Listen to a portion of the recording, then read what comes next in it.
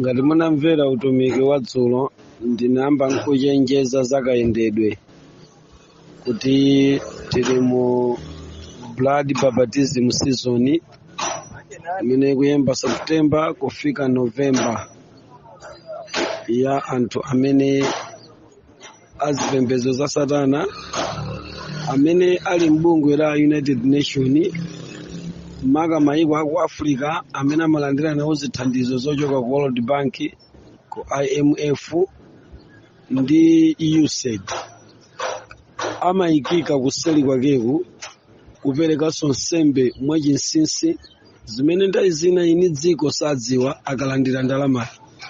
Ndipo kuchoka season imeneyi ya September kufika November ngozi zimayamba kuchitika zozimangirira ndi ngozi za pansewu zimene ni yakewo amazitcha kuti blood baptism.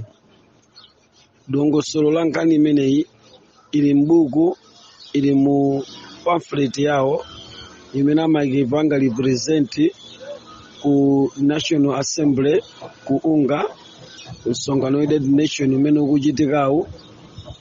Document yo, pamphlet yo imasungidwa ndi anzathu achikatolika, imatchedwa kuti Catholic Church CCC. Ndi amakhala ni makodi namba kusogoloku, kumakhala 4884, kumakhala CCS 66 666. Ndiye mu makodi ndi ndondomeko imene amayikamo mitundu ya ngozi zake.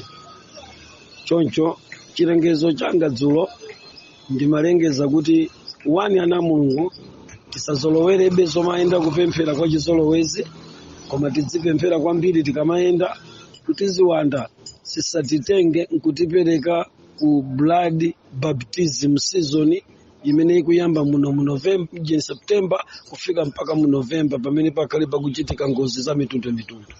Number 2, timanena kuti tichepetse kuyenda maulendo opanda pake atali koma opanda kopita achisawawa, ngofuna kuchepetsa chifukwa mkati mwa season imeneyi ngozi zambiri zikhala zikuchitika. Ndipo ndimafotokozera za ngozi yoyamba imene inachitika kwathu kuno ku Malawi ya basi imene imachoka ku Songwe dzulo lomwelo ku Zambia. Lero ndi uku ku Mozambique chithunzi changondipeza ndi chimene ndikukutumiziranichi kuti muchione. Ndimafotokoza nganiyo kuti mpingo usamale.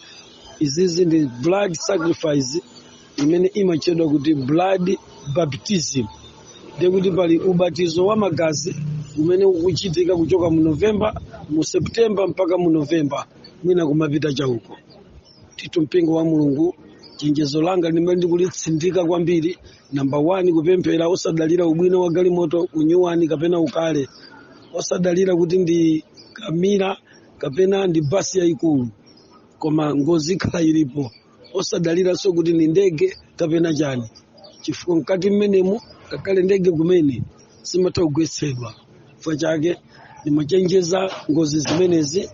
Tiye tipempherera ana athu amene nthawi zina amatha kukhala ndi kuyambana kosadziwika bwino kumene kumatengera ku season ya 666 komanso CC kapena nene kuti C 666 imene ili mu ndondomeko ya blood baptism kumene anthu amapereka nsembe. Maiko amene ali mbungo la UN amapereka nsembe ku anthu.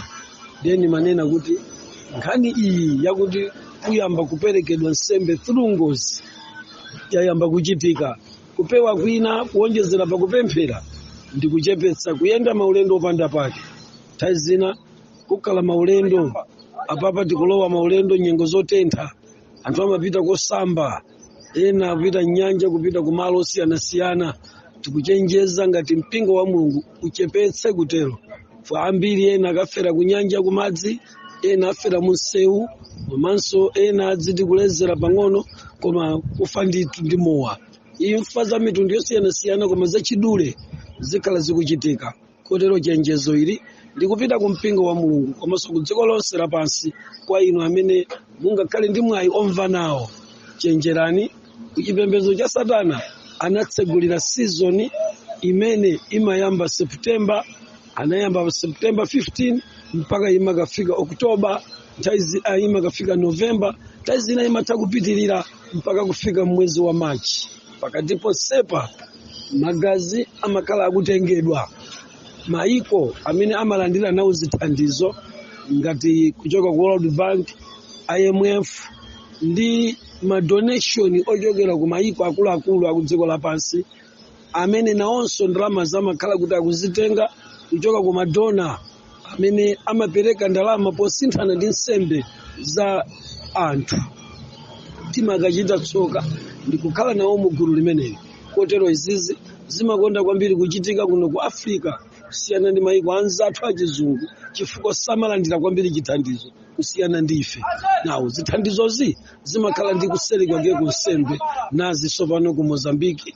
Musayembekezere kuti zikhala zomwezi, zichuluka ndithu ku dziko zimenezi. Malipoti amene wakhala kuyenda ndithu mkatimu akuchitika ni matero kuti kwa amene mungamve ndi mpingo wonse wa Mulungu mwachithandizo cha Mulungu kumwamba, tiye tikhazikike mpemphero popanga zinthu zathu m'maulendo mwathu, kupempherera ana athu kuti asazimange, kupempherera azikazi athu ndi azimuna athu tikakhumudwisana kuti asazimange, chifukwa kudzikhala kuzimangirira pa zifukwa zosakwanira kapena kupanga ulendo wopanda pake ndi njira yakuti wachita kukokedwa ndi ziwanda kuti ukaphedwe. Choncho tikufuna kukhala pa nsembe imeneyi ifana Mulungu potulukamo ndi chitetezo, ndiye mwazi wa Yesu Khristu umene ndi pemphero ndi pembedzero pokhala mmenemo Mulungu wathu atiteteza ndi kutisamalira. Si chiopsezo chachikulu kwambiri kwa iwo amene amakhulupirira pemphera, amene amakhulupirira kuti mwazi wa Yesu unakhala chipulumutso ndi chitetezo kwa ife, ndipo ndi pemphero tingagonjese chilichonse. Ichi tikulimbikitsa kuti mpingo ugwade kwambiri kupempherera abale athu amene ali kuma business kutali, amene akuyenda maulendo atali mu nyengo imeneyi, tapempherere. Amene amagwiritsa ntchito magalimoto popita ku ntchito, tapempherere. Chifukwa ngakhale imfa zotherirana mankhwala zimakhalanso zikuvumbuluka ndi kutuluka mukasinzoniso komweka kamene talowaka.